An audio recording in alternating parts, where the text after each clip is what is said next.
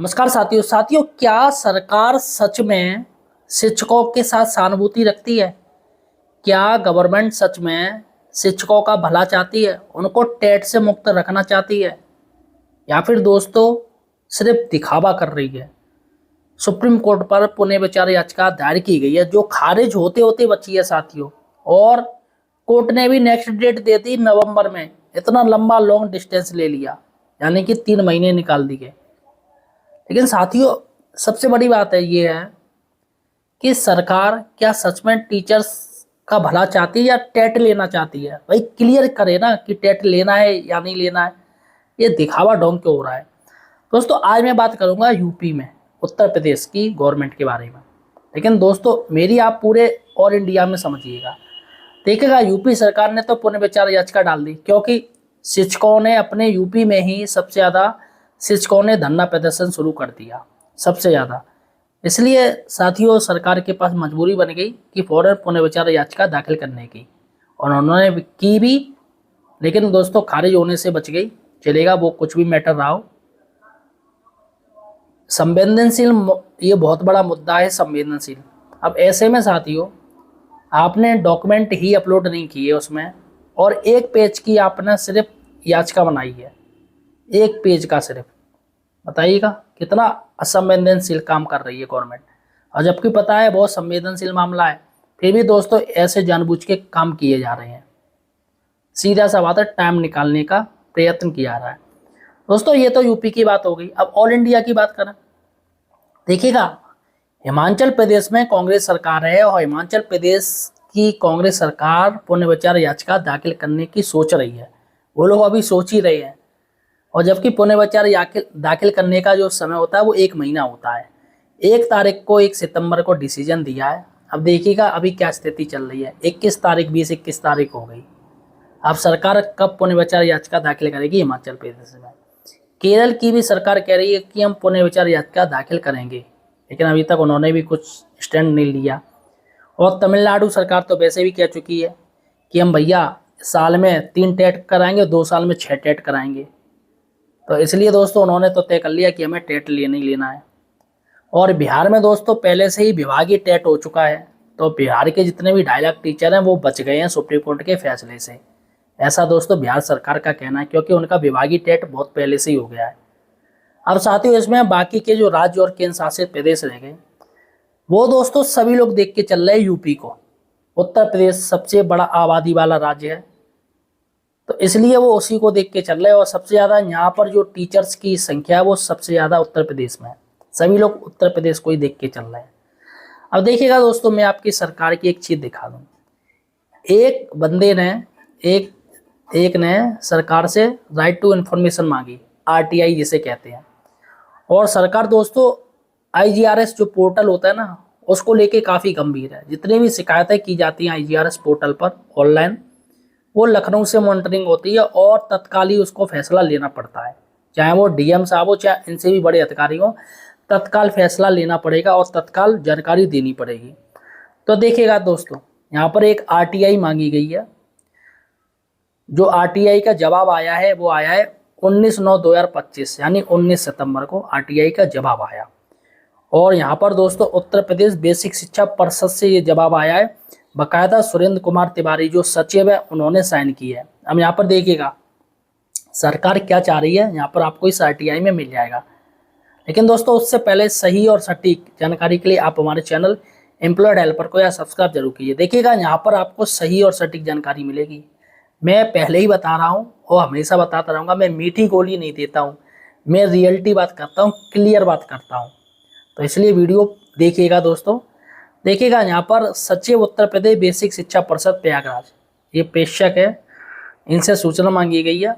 और सेवा में किसने सूचना मांगी है? श्री बालवीर सिंह, देवकी नगर कॉलोनी, जनौरा। यहाँ पर इन्होंने ये सूचना मांगी है, क्योंकि कोई टीचर अपना नाम नहीं दे सकता, इसलिए इन्होंने सूचना मांगी है। और पत्रांक बाकायदा इसमें दिया है, बेसिक शिक्षा परिषद /13/715-19। देखिएगा, विषय है IGRS संदर्भ संख्या। यहाँ पर IGRS जो ऑनलाइन मांगी गई है, तो ये पूरी संख्या दी है 60,250 21-21-24 के संबंध में। अब क्या थी महोदय, इन्होंने यही मांगा है कि सर क्या 2010 वालों को कंपलसरी टेट देना पड़ेगा, ये बताइएगा, या उनको छूट दी जाएगी। क्योंकि दोस्तों राइट टू इन्फॉर्मेशन में आपको सही जानकारी उपलब्ध करानी पड़ती है, जो है वो आपको उपलब्ध करानी पड़ेगी। यानी कि सरकार क्या सोच के चल रही है, उसके पेट में क्या चल रहा है, वो आपको जानकारी देनी पड़ेगी। तो देखिएगा यहाँ पर ये जो जब भी कोई चीज़ मांगी जाती है तो थोड़ा उसका पूरा हेडलाइंस लिया जाता है कि किसके संदर्भ में ये लेटर जारी किया जा रहा है। तो देखिएगा उपयुक्त बेसिक IGRS संदर्भ संख्या जो मैंने आपको बता दी के माध्यम से आपके द्वारा NCTE के नोटिफिकेशन दिनांक 23/8/2010 पैरा 4 एवं 5 तथा 12/11/2014 पैरा 48 को RTE अधिनियम की धारा 23 और ब्रैकेट में 2, ये मेन चीज़ है, धारा 23 ब्रैकेट में 2, इसी को दोस्तों आपको रद्द करवाना चाहिए। यही धारा है जिसकी वजह से सभी को टेट देना पड़ रहा है। मैं 23/8/2010 में प्रतिस्थापित करने एवं 23/8/2010 के पूर्व नियुक्त शिक्षकों की सेवा सुनिश्चित करने हेतु अनुरोध किया गया है। यानी उन्होंने ये जो जिसने RTI मांगा उसने कहा है कि सर ऐसे ऐसे कहा गया है कि इन लोगों को 2010 वालों को 2010 से पहले की जितनी भी भर्ती होगी उनको टेट नहीं देना पड़ेगा, ऐसा कहा गया है। क्या ये सही है या गलत है? देखिएगा इस संबंध में अवगत कराना है कि माननीय सर्वोच्च न्यायालय द्वारा ये अब ये जवाब दिया जा रहा है, जो RTI मांगी गई उसका अब जवाब दिया जा रहा है। देखिएगा क्या दिया जा रहा है, सुरेंद्र कुमार तिवारी जी की तरफ से जो सचिव हैं उनकी तरफ से कहा जा रहा है इस संबंध में अवगत कराना है कि माननीय सर्वोच्च न्यायालय द्वारा सिविल अपील 1385/2025 अंजुमन इंसात ए तालीम ट्रस्ट बनाम महाराष्ट्र राज्य व अन्य में पारित आदेश दिनांक 1/9/2025 द्वारा 1 सितंबर को सुप्रीम कोर्ट ने आदेश दे दिया है। ध्यान दीजिएगा आपका जो 1 सितंबर से प्रभावी हो गया, 2 साल का जो टाइम दिया है वो 1 सितंबर से जोड़ा जाएगा। 1/9/2025 द्वारा सभी शिक्षकों के लिए टेट अनिवार्य किया गया है। यहाँ पर देखिएगा उन्होंने भी कह दिया कि सभी शिक्षकों को टेट अनिवार्य किया गया है। यहाँ पर सरकार की जो रियलिटी है वो आपके सामने आ गई। अतः दोस्तों जो टीचर ये कह रहे हैं कि नहीं 2010 वालों को राहत मिलेगी, उनको टेट नहीं देना पड़ेगा, नहीं है, ये है वो है, अब देखिएगा यहाँ पर बाकायदा पूरा सचिव जी के साइन भी हैं। जन सुनवाई पोर्टल पर निर्धारित व्यवस्था अनुसार मांग सुझाव माननीय न्यायालय से संबंधित प्रकरण पोषणीय नहीं है, कृपया उक्त के अवगत होने का कष्ट करें। तो उन्होंने सीधा सा कह दिया कि भैया नियम ही यही है और सुप्रीम कोर्ट ने उसी नियम के तहत सभी को टेट करने का आदेश दिया है।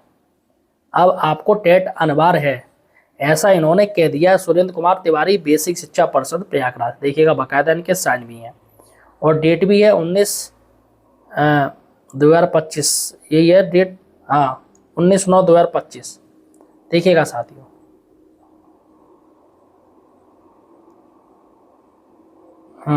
अब देखिएगा साथियों, तो यहाँ पर ये रियलिटी है साथियों कि सरकार कुछ भी करे, पुनर्विचार याचिका दाखिल करे। जैसा कि सरकार के बेसिक शिक्षा मंत्री जी संदीप सिंह कह भी रहे थे, उन्होंने कहा कि वीडियो भी मैंने आपको दिखाया था, वो कह रहे थे कि हम बहुत ही जल्दी मुख्यमंत्री जी से मिलके इसके बारे में कमेटी गठित करेंगे। भाई कमेटी अब क्यों? सीधा सा दोस्तों बात है कि प्लान B पर काम किया जाएगा सरकार की तरफ से। जैसे जब पुनर्विचार याचिका दाखिल कर दी तो कमेटी क्यों?